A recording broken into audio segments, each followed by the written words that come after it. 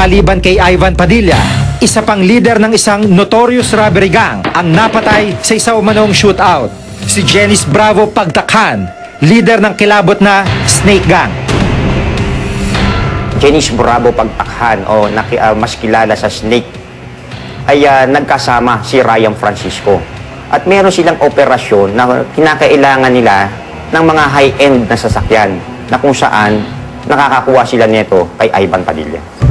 Base sa dokumentong hawak ng Pasay Police, may 7 warrant of arrest si Jenice Bravo, kabilang na mga kasong murder, robbery with homicide at carnapping. Matapos bumuo ang pulisya ng grupong tutugi sa leader ng Snake Gang na si Jenice Bravo Pagtakhan, kagad silang tumungo sa Facundo kung saan nakatira si Jenice Bravo. Matapos ang ilang minutong habulan, nakipagpalitan umano ng putok si Jenice kung saan isang miyembro ng operatiba ang natamaan. Na-corner siya sa isang kwarto at doon na umano napuruhan.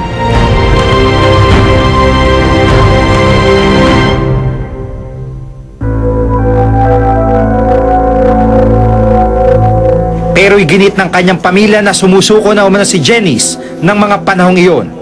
Tumawag siya sa asawa niya. Siguro, alam niyang sukol na siya.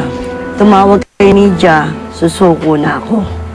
At ang mga taong doon sa tres, nagsabing nakita na nakaano na ang kamay. Bakit ho si Jenice Pagtakhan namatay ho? Dahil ginusto po niya yun. Nakipagpalitan ho siya ng putok sa mga pulis natin at wala ho kami magagawa kundi pumutok din ho ng pabalik.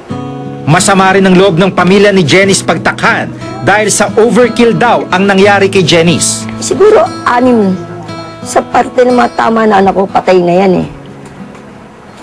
Yung umabot pa ng 12 bala na sa loob ng katawan ng anak ko. Wala pong overkill na nangyari sa nasabing operasyon. Sa katunayan nga ho, sabi ko nga, yung pulis ho namin ay may tama po. At naitakbo natin agad ang mga naging biktima ng tama ng baril sa hospital. Wala ho tayong nilabag na batas sa operasyon na ito. Hindi na bago mga kaso ng sinasabing shootout sa pagitan ng pulis at mga itinuturong masasamang elemento. Gayunman, nagkakaroon ng bahid ng pagdududa kung shootout o rob-out ang mga ito dahil na rin sa mga ebidensyang nakakalap ng mga otoridad. Isa dyan ang Ortigas shootout noong November 7, 2005 kung saan 3 miyembro ng Valle Verde Carnapping Gang ang napatay sa engkwentro. Sa isang video, nakitang pinaputukan pa ng ilang miyembro ng PNP Traffic Management Group Task Force Limbas ang 3 miyembro umano ng Carnapping Group habang wala ng buhay ang mga ito. Lumabas sa investigasyon ng CHR na nilabag nga ng PNP TMG ang rules of engagement sa kanilang operasyon. Agosto naman ng nakaraang taon, nang tuluyang sinampahan ng kasong homicide ng ombudsman ang 5 miyembro ng PNP TMG. Sa kasalukuyan, tinanggal na sa kanilang mga pesto ang mga sangkot sa engkwentro.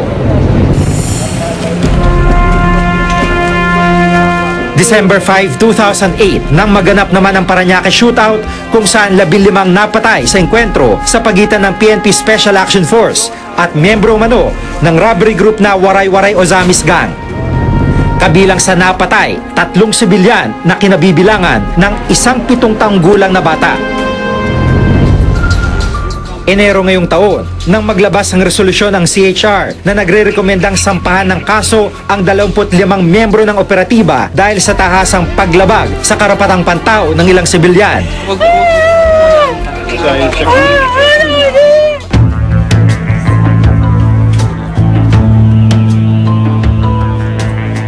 Marso naman ang tuluyan silang sinampahan ng kasong double murder ng Department of Justice. Sa ngayon ay tinanggal na sa kanilang mga pesto ang miyembro ng kapulisang sangkot sa nasabing shootout. Pebrero 2009 naman na maganap ang isa umanong shootout sa pagitan ng Quezon City Police District Anti-Carnapping Unit at 3 karnapper umano sa panulukan ng EDSA Nia Road sa Quezon City. Kinwestiyon ng CHR kung shootout o kung rob-out nga ang naganap. Patuloy pa rin itong iniimbestigahan ng CHR pero pinatawan ng preventive suspension ng NAPOLCOM ang 29 na pulis na sangkot sa insidente. Pag armed encounter, everybody is afraid to die, you know.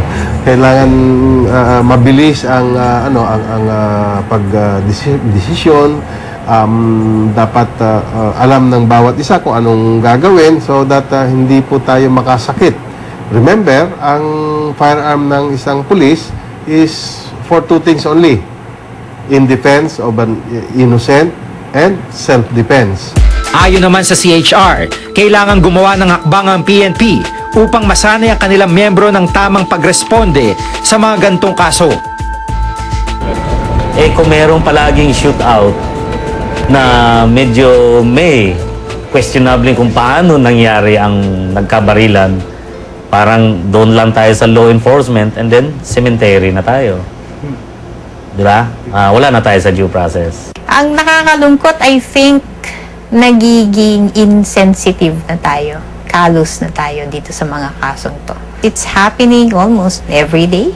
And kaya lang ito lumalabas sa news kasi mukhang may ebidensya na, teka muna, hindi yata consistent ito dun sa claims ng authorities. So may question. Tungkulin ng mga otoridad na mahuli ang sino mang lumalabag sa batas, pero sa pagtugi sa kanila, kailangang walang malabag na karapatang pantao. Dahil gaano man kabigat ang sala ni numan, mahalaga mabigyan sila ng pagkakataong harapin ang kasong isinampa sa kanila. Ako si Jigo Manicad at itong nakatala sa aking Reporter's Notebook.